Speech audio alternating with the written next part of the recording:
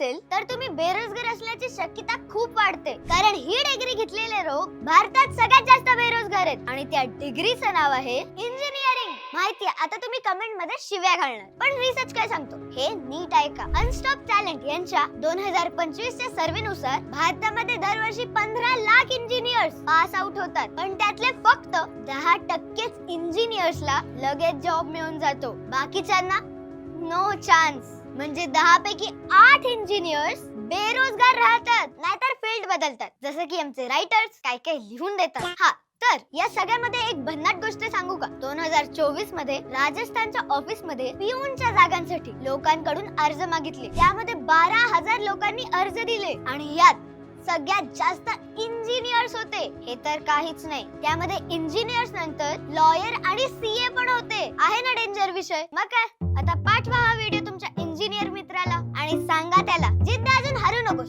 Job शोधत फिरू नकोस, टाक चहाचं दुकान. शार्पनेस.